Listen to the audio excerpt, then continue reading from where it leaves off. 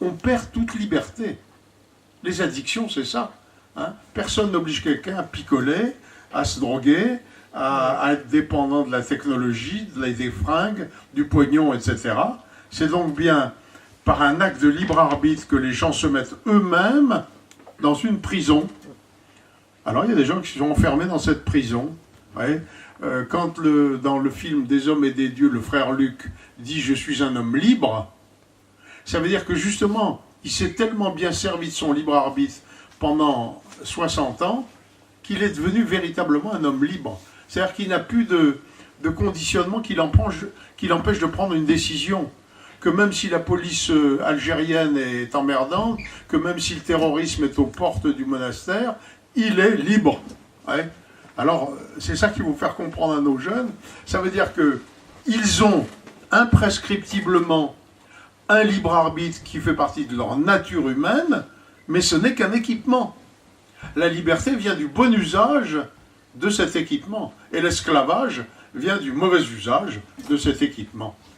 Et c'est pour ça que j'insiste beaucoup sur le fait qu'on ait appris dans le plus jeune âge qu'il y a des choses qui ne se font pas, et que ce n'est pas une atteinte à la liberté, c'est une limite du libre arbitre, ce qui n'est pas du tout la même chose. Et bien dans l'autonomie, on aura toujours des limites à notre libre arbitre. Le code de la route, nos propres compétences. Quelqu'un nous donnera des responsabilités dans une association ou dans une entreprise en fonction de nos compétences. Donc il limitera bien notre champ d'action en fonction de nos compétences. Parce que sinon on ferait des dégâts. Donc vous voyez, le libre arbitre, c'est pas de faire ce qu'on... La liberté, c'est pas de faire ce qu'on veut, c'est de faire ce qu'on doit, comme on veut, sauf ce qui est interdit. C'est dès le départ ce qu'il faut expliquer aux enfants, vous voyez, c'est que toute la vie, ils auront des limites à leur libre arbitre, et que de toutes les façons, ils deviendront vraiment des êtres libres s'ils font ce qui est bon pour eux, pour la nature humaine. Voilà, ça c'est le premier message. Alors, qu'est-ce qui entrave cette construction d'une personnalité forte? Et je crois que c'est ça qui est important de bien comprendre, que l'autonomie se vit dans le présent, et ce pourquoi nous sommes faits, c'est pour vivre dans le présent, y compris, vous voyez, dans la foi, on dit « donne-nous notre pain de ce jour hein, », pas celui de l'avenir, et on ne ressasse pas le passé, on vit le présent. L'homme est fait pour vivre le présent. Hein. Seulement, l'expérience montre qu'il y a deux choses qui peuvent peser douloureusement sur la personne, c'est le poids de son passé et la peur de l'avenir.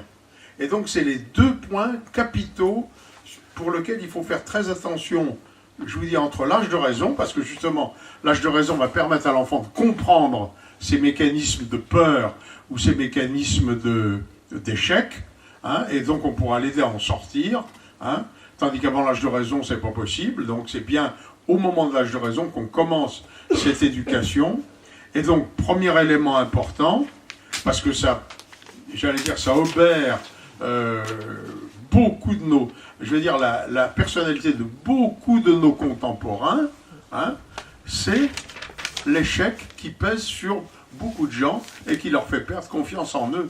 Moi, je suis frappé de voir le nombre de gens qui manquent de confiance en eux. Il n'y a pas que les enfants, il n'y a pas que les jeunes, mais les adultes, ça se prolonge quelquefois jusqu'à la mort. Il y a des gens qui meurent de manque de confiance en eux. Alors, la confiance en soi, ça veut dire que je regarde toujours mon passé d'une façon positive. Ça veut dire que je tire des leçons positives aussi bien de mes échecs que de mes succès. Si un échec m'écrase, je suis foutu parce que on ne peut pas être bon partout, on a tous des limites, et le problème c'est pas de vouloir imiter les autres qui réussissent dans tel domaine. C'est pour ça que je dis aux parents, ne comparez jamais vos enfants à un autre, que ce soit à l'intérieur de votre famille ou à l'extérieur. Ne comparez jamais vos enfants à qui que ce soit. Votre enfant est un être unique et donc il est incomparable.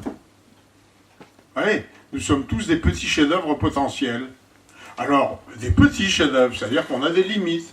Alors, si chaque fois qu'on touche une de ces limites, c'est-à-dire qu'on a un échec, on en fait un fromage et un drame, c'est dramatique pour l'avenir de la personne. Il faut accepter de savoir qu'il y a des choses. Au contraire, il faut considérer chaque échec, vous voyez, comme quelque chose dont on peut tirer une leçon. Alors, quand on a un échec, il faut se poser donc 3 questions, hein, qui sont importantes et qui vont permettre, vous voyez, de prendre de la distance par rapport à cet échec, sur le plan notamment de l'affectif et de l'émotionnel. C'est 1. Est-ce que j'ai eu cet échec parce que j'étais dans un domaine qui n'est pas fait pour moi? Ben oui, ça arrive. Et alors, ben ça veut dire qu'il faudra faire dans ce domaine-là le minimum pour pas que ce soit un handicap, point fin. Et qu'il ne faut surtout pas en faire un fromage. On a tous des choses où on est mauvais. Par exemple, moi, je suis nul en mécanique, je ne vois pas l'espace à partir d'un plan, je suis incapable de traduire l'espace dans un plan, j'ai un véritable handicap. Je me suis aperçu depuis longtemps que dans les gens qui sortent des grandes écoles et qui sont ingénieurs, il y a au moins 10% de gens dans mon cas. Ben, j'en ferai pas un fromage, je sais simplement que je suis incapable de faire de la mécanique. Et alors, pas un drame. Je fais très bien la cuisine. Ben, c'est le chromosome du touilleur, la cuisine. Voilà, c'est pas faire un fromage. Alors, vous voyez, deuxième question à se poser. Est-ce que ce domaine où je viens d'échouer, c'est tout simplement non pas parce que j'en ai pas le talent, mais parce que j'en ai pas le goût. Alors j'ai pas fait tout ce que j'aurais pu faire parce que j'ai pas le goût. Il y a des domaines pour lesquels on a le talent, mais pas le goût. Par exemple, dans mon cas, c'est la gestion. Moi, j'ai aucun problème de manque de talent dans le problème de la gestion. D'ailleurs, mes patrons m'ont demandé à un moment, pendant 2 ans, de faire du contrôle de gestion et tout comme ça. J'ai fait, je leur ai simplement prévenu à l'avance que ça m'emmerdait, qu'il ne faudrait pas me le faire trop longtemps. C'est tout. Ouais. Donc, c'est pas un véritable problème. Il y a des choses pour lesquelles on a le talent et pas le goût. Puis il y a des choses où on n'a ni le talent ni le goût. Ça veut dire que c'est des domaines où il ne faudra jamais aller trop, y mettre un petit doigt. Et puis la troisième question qu'il faut se poser, c'est j'avais peut-être le talent, j'avais peut-être le goût, mais j'ai rien foutu. Alors j'ai eu un échec simplement parce que j'ai pas fait l'effort qu'il fallait pour obtenir les performances que je pouvais. Ouais, dans l'école, on note vos performances, on note pas votre personne. Hein. Eh ben, c'est ce qu'il faut expliquer quand on explique ce que c'est que les notes. Les notes, ça juge des performances. Ça ne juge absolument pas un enfant. Et on a besoin d'être évalué dans ses performances. Pour savoir si on est performant ou pas, ben c'est vachement important. Mais à condition, vous voyez, de se poser les trois questions. Est-ce que je ne suis pas performant parce que ce n'est pas mon talent? Est-ce que je ne suis pas performant parce que j'en ai pas le goût et pourtant j'en avais peut-être le talent? Et est-ce que je ne suis pas performant parce que j'ai un poil dans la main comme un baobab géant et que j'ai rien foutu? Ouais. Et ben ça, c'est capital, vous voyez, d'apprendre ça aux enfants très tôt.